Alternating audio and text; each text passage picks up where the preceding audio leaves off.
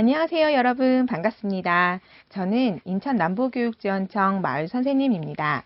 이번 시간은 우리 마을 바로 알기 시간으로 우리가 사는 섬 영흥도에 대해 알아보겠습니다. 시작하기 전에 간단한 게임을 하나 해볼까요? 움직이는 도형 안에서 알맞은 단어를 찾으면 됩니다. 친구들, 준비됐나요? 필통 속에 있는 물건을 찾는 것입니다.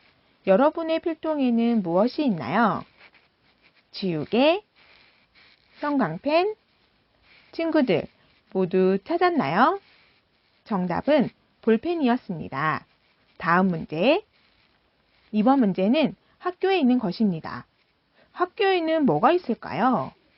운동장, 급식실, 친구들 모두 찾았나요? 정답은 교무실이었습니다. 재미있는 게임도 해보았으니 지금부터 우리 마을 영흥도에 대해서 알아보겠습니다. 인천의 남서부 앞바다에 위치한 영흥도는 고려말 왕족이었던 익명군 왕기가 고려가 멸망할 것을 예견하고 이곳에 정착하여 목숨을 구하고 다시 흥할 수 있었다 해서 영흥이라 불렀던 것으로 전해집니다. 영흥도는 1914년 부천군에 편입되었다가 1973년 경기도 옹진군에 편입, 1995년에는 인천광역시에 편입되었습니다. 여러 섬으로 구성된 영흥도의 자원은 어떤 것이 있을까요? 함께 살펴보겠습니다. 영흥도의 북쪽에 위치한 십리포 해변은 자작나무과에 속하는 낙엽교목인 서어나무 군락지로 알려져 있습니다. 150여 년 전 내동마을 선조들이 해풍 바람막이를 위해 심은 것인데 전국적으로 유일한 개수목으로 약 350여 그루가 군락을 이루고 있습니다. 이곳 영흥도 십리포 지역은 미 극동사령부 클라크 대위와 해군 첩보대원 17명, 영흥도 청년방위대원 60여 명의 기밀 첩보작전기지가 있던 곳입니다. 6.25 전쟁 당시 인천 상륙작전을 위한 정보 수집 캠프가 설치된 장소였습니다. 이들은 인천 상륙작전을 성공시키는 데 결정적인 역할을 했습니다.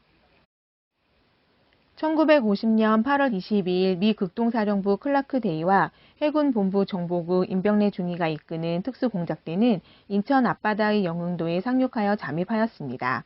그들은 서울, 인천, 수원을 다니며 정보를 모아 해군본부와 메가더에 제공하였습니다. 일명 엑스레이 작전이었죠. 이 작전은 인천 상륙작전 성공에 큰 기여를 하게 됩니다. 그러나 인천 상륙작전을 하루 앞둔 1950년 9월 14일 위기에 처하게 되어 임무가 누설될 것을 우려한 임병래 중위가 스스로 목숨을 끊었습니다. 그와 전투에서 순국한 13명의 방위대원의 업적을 기리기 위해 1992년 12월 2일 해군 영흥도 전적비가 세워졌습니다. 국사봉은 고려말 이성계에 의해 몰락당한 고려 왕족들이 영흥으로 피난하여 이 산에 올라 한양을 바라보며 나라를 생각했다 하여 국사봉이라 부르게 되었습니다. 영흥 목장 마성터입니다. 마성이란 말이 도망가는 것을 막기 위해 목장 둘레를 돌로 막아 쌓은 담장을 말합니다. 조선시대에는 나라에서 쓸 말을 기르기 위해 주로 해안가와 섬 등을 중심으로 구경 목장을 두어 말이나 소를 키웠어요. 이에 따라 옹진군의 섬에도 구경 목장이 설치된 곳이 많았습니다. 목장에서는 말이나 소를 주로 키웠는데 그중 말 목장이 약 90%를 차지했어요. 말이 국가를 유지하고 운영하는 데 필수품이기 때문이었죠. 전투력 향상을 위해서는 물론 교통과 운송, 농경을 위해서도 말이 꼭 필요했답니다. 영흥면 외 이리 야산 일대에는 조선시대에 설치되었던 목장의 경계석으로 보이는 석축이 일부 남아 있습니다. 대부분 붕괴되어 그 규모를 정확히 파악하기는 어렵지만 폭과 높이가 각각 50에서 60cm에 달하는 일렬의 석축이 일부 남아 있어요. 이 외에도 옹진군의 많은 섬에는 마성이 남아 있어 옛날에는 이곳이 목장이었음을 말해주고 있습니다. 여러분, 농어라는 생선을 아나요? 이 바위는 농어가 많이 잡혀서 농어바위란 이름이 붙었습니다. 해안에는 굴껍데기가 마치 모래처럼 밟히고 뾰족뾰족한 갯바위들이 늘어서 있습니다. 영흥대교는 국내 기술로 건설된 최초의 해상 사장교입니다. 사장교는 양쪽에 높이 세운 버팀 기둥 위에 비스듬히 늘어진 케이블로 다리 위에 도리를 지탱하는 구조의 다리를 말하는데요. 주로 물의 흐름이 빠르고 수심이 깊은 곳에 놓아요. 영흥 화력발전소를 건설한 회사가 함께 영흥대교를 건설했어요. 2001년 11월 15일 영흥대교의 개통으로 서울, 경기, 인천 등으로 드나드는 교통이 편리하게 되었습니다. 인천과 영흥도를 오가던 뱃길이 차로 다닐 수 있는 길이 된 거예요.